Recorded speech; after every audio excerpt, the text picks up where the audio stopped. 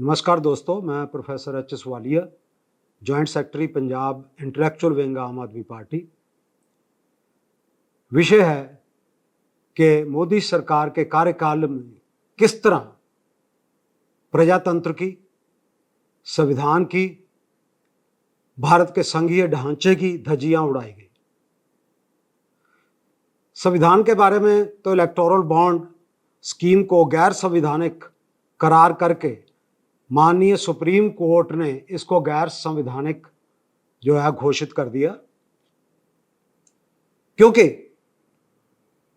उन्होंने कहा कि डेमोक्रेसी में लोगों से इंफॉर्मेशन छुपाई नहीं जा सकती, ये इंफॉर्मेशन पब्लिक होनी चाहिए, ताकि डेमोक्रेसी में जो वोटर्स हैं उनको सरकार की सभी स्कीम्स का, पॉलिसीज का, प्रोग्राम्स का पता हो।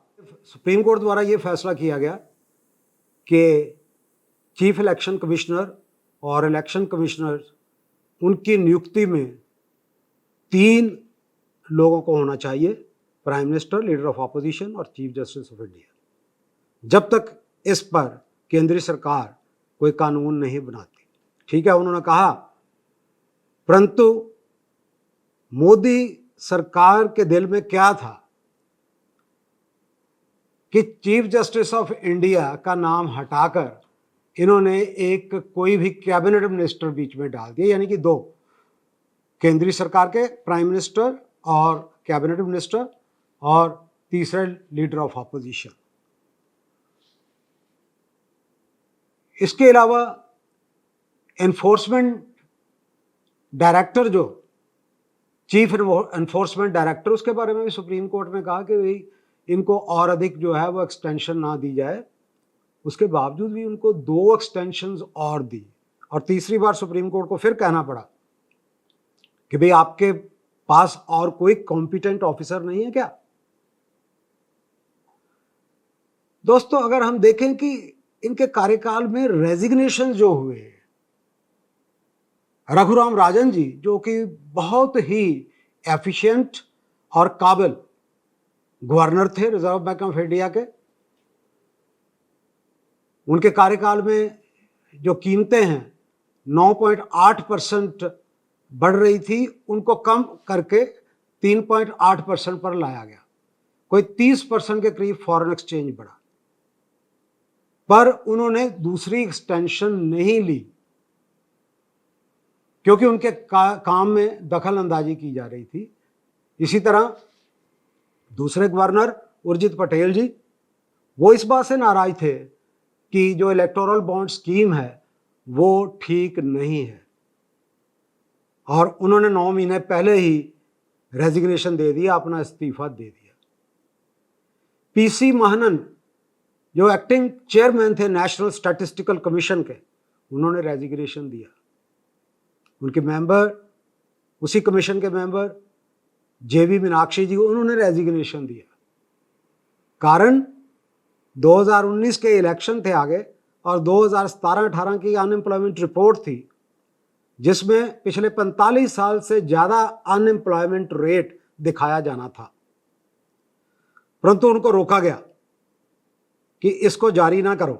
वेटिंग के बाद भी रोका गया, तो उन्होंने रिजाइन कर दिया, और जीडीपी की एक बैकवर्ड सीरीज जो है उस पर भी उनका विरोध था। सो इन सभी चीज़ों के कारण ये रेजिग्नेशन हुआ। कहने का मतलब ये कि ये संविधानिक संस्थाएं हैं, प्रजातांत्रिक संस्थाएं हैं, जब इनमें इंटरफेरेंस की जाएगी तो ये संस्थाएं कमज़ोर हो जाती हैं। अगर डेमोक्रेसी कमज़ोर हो गई, संघीय ढांचा कमज़ोर हो गया, गवर्नर्स के द्वारा केंद्र सरकार ने बहुत ज़्यादा इंटरफेरेंस कराई, खासकर दिल्ली सरकार में लेफ्टिनेंट गवर्नर, कि उन्होंने एक अलग ही तरह से लेफ्टिनेंट गवर्नर साहब इंटरफेरेंस करते थे, यहाँ तक कि जो वेलफेयर स्कीम्स है लोगों की, उनमें भी इंटरफेयर करते थे। पोस्टिंग और ट्रांसफ़र जो ऑफिसर्स की, उनमें भी वो इंटरफेरेंस करते थे। सुप्रीम कोर्ट ने यह कहा कि रियल पावर, जब उनके पास दिल्ली सरकार गई, कि real power vest with the elected government, परंतु फिर ऑर्डिनेंस लाकर, कानून बनाकर मन मर्जी की गई, और सारी वो पावर्स छीन ली गई। गवर्नर्स ने पंजाब में, केरला में, वेस्ट बंगाल में वाइस चांसलर्स की अपॉइंटमेंट में इंटरफेरेंस की। इसके अलावा महाराष्ट्र में तो गवर्नर साहब ने वहाँ की सरकार को ही गिरा दिया, जबकि उनके पास कोई मटेरियल एविडेंस नहीं था ये प्रूव कराने के लिए कि उद्धव ठाकरे जो सरकार है वो माइनॉरिटी में है, उसके पास मेजॉरिटी नहीं, कोई मटेरियल एविडेंस नहीं था, फिर भी उनको कहा गया मेजॉरिटी प्रूव करो। तो ये सारी बातें ये सिद्ध करती हैं कि मोदी जी एक तरह से डिक्टेटरशिप की ओर अग्रसर हो रहे, डेमोक्रेसी को खत्म करना चाहते हैं। ऑपोजिशन को खत्म करने की बात तो हुई, केजरीवाल जी को अरेस्ट किया, सिसोदिया साहब को, संजय सिंह को, इधर जो है झारखंड के सीएम सोरेन जी को, और कईयों पर तशद्दुद किया, केस लगाए। तो ये बात जो है वो कंट्री के लिए, देश के लिए अच्छी नहीं है। अगर डेमोक्रेसी वीक हो गई, कॉन्स्टिट्यूशन की रिस्पेक्ट ना हो, मर्यादा ना हो, तो देश जो है तरक्की नहीं कर सकता। और दोस्तों थैंक यू, शुक्रिया। अगली बार एक और टॉपिक के साथ आपसे मुखातब हूँगा।